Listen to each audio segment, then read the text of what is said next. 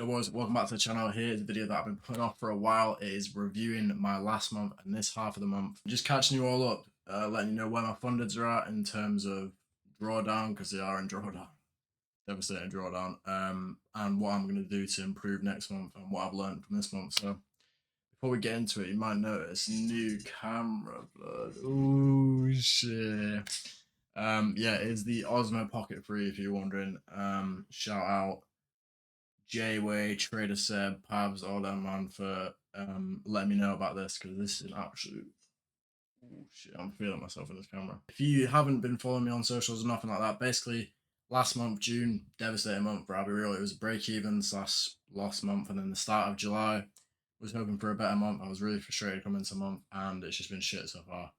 I am in drawdown of like I've got like two trades left on all of my fundeds because I copy trade 3 fund accounts. So it's been a rough month. All of them are on like 0 winning days, and they were like close to a payout. I was like up like 1k on one of them at one point. So it's just been a rough month. But there is two options here. I can either sit and bitch about how hard it's been and how the market's been unfair to me and it's not my fault and yada yada yada, or I can fucking crack on, realize where I went wrong, and address it and get better for the next month. And I know what I'd rather do. So although it has been tough mentally, I won't lie. Like after I hop off stream and stuff, a few of you might have noticed if you do watch me on TikTok streaming live every single New York session, I hop off and I will just be a bit bummed out because bro, I feel like I'm doing everything right, and I've just kind of been out of sync with the market recently. So what did I do? Instead of bitching about it and complaining, I wrote down everything that I am going to improve on and what I learned from my journal this.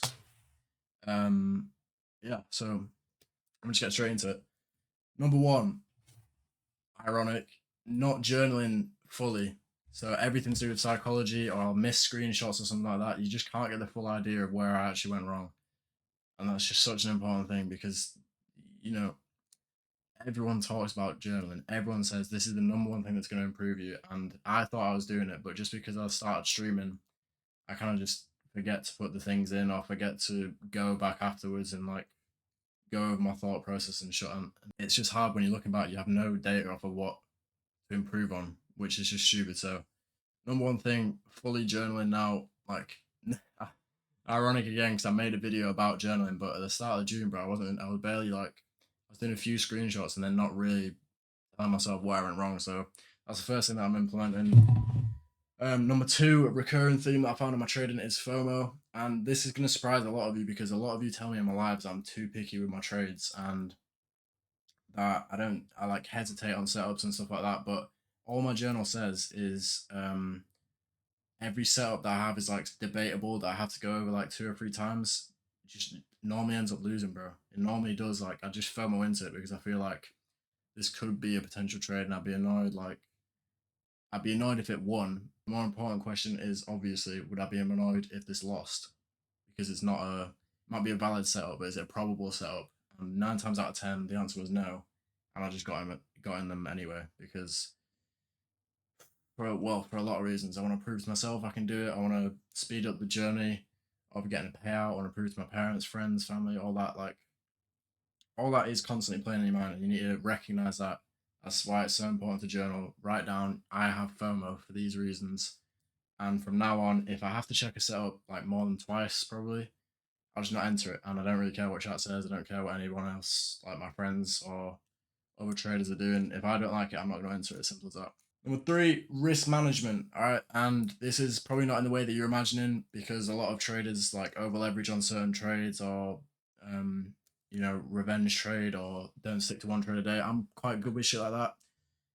Again, if you watch the lives, I am like quite a disciplined person. It's just some little things that I accidentally do. So on my winning trades, sometimes I'll actually risk less accidentally, just because of like not being able to figure out contract sizes, and then by the time I do figure them out, like the price has already moved way up, so I ended up risking less. You get the point, but that shit adds up. All right, so like the winning, I had like 2 days in June where I made like a third of what I should have done.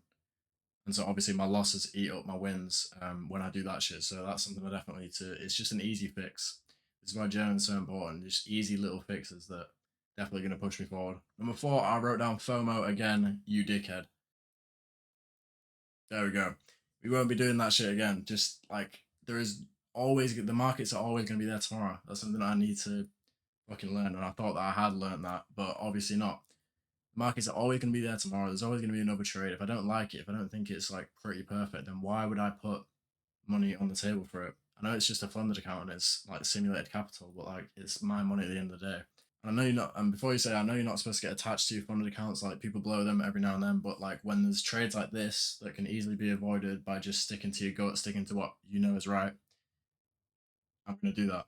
And contrary to what like a lot of mine will believe, I actually do have very very good discretion in the market. I would believe, but I kind of stick to my rules way too mechanically. So if a setup hasn't got like 9 times out of 10, I can tell kind of when a setup is going to work or not, even if it's not to do with the mechanicals.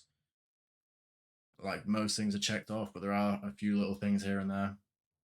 I The past month I would just FOMO in.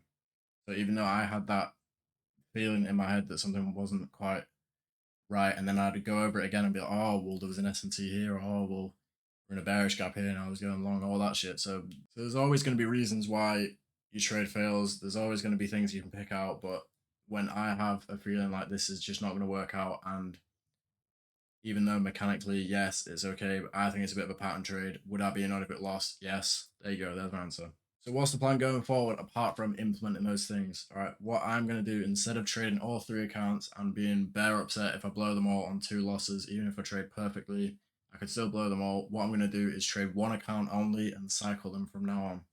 So that means I would have to lose 6 trades in a row to blow all of them. Like, just not going to happen. And hopefully in a few trades time, I'll have built up my confidence. I'll have a few wins on both of them, on all 3 of them, sorry, and get myself out of drawdown a little bit. I'm not buying any more evals right now. I just think there's no point adding to the stack if I can't prove to myself that I can get a payout on one of them.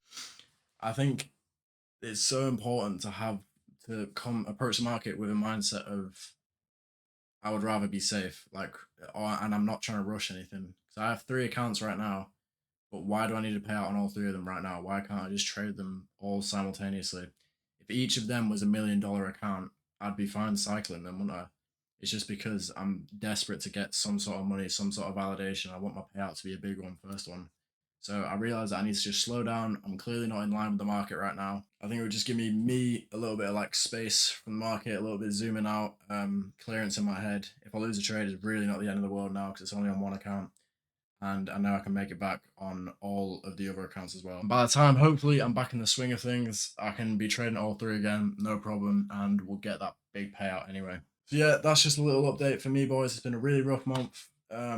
Just trading wise, bro, I've just been really excited to have a great month, and I've just been a little bit out of line with the market. So the only thing you can do, the only thing I can control is being positive up here and working on my mistakes. I'm not just going to be complaining, bitching about it like a lot of people have been, just blaming the markets. It's just, why would you do that?